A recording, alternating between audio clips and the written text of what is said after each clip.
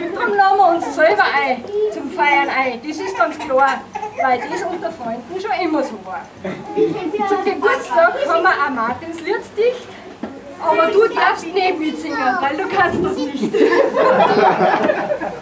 Nicht einmal ans Mitsummer brauchst du denken, darum tun wir da die neuen Stimmbandeln da schenken. Die nimmst du am besten zweimal täglich, ohne Wasser, sind gut verträglich. Über den Erfolg wirst du selber erschrecken, gar dann dir als Solosänger entdecken. Soll's nicht helfen, brauchst du dich nicht genieren, dann kann man allweil noch deine Stimmbandeln operieren. So, mein Gedicht ist Schluss, lieber Mann, jetzt fangen wir zum Singen an.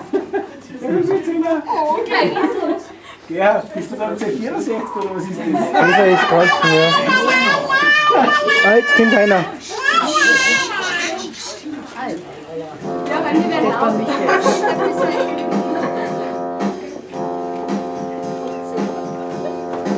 Vielleicht mal die Breite.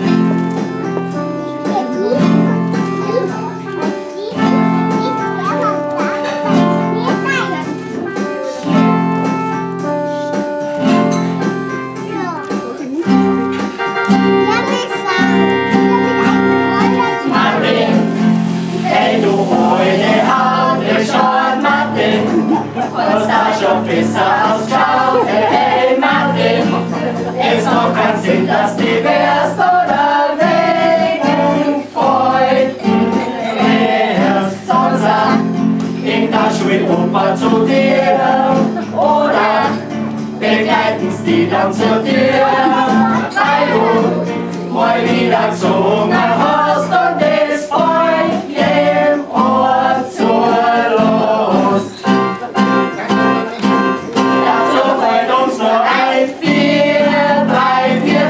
Das Leben ist nicht vorbei. 4, 3, 4, 3. Aber uns singt oder druckt oder irgendwas juckt, die Uli hilft dir so geil. 4, 3, 4, 3. Das Leben ist nicht vorbei. 4, 3, 4, 3.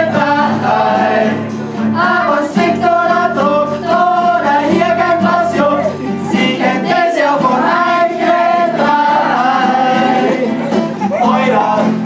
sagen deine Kinder zu dir, hey, Euler, was das immer bei dir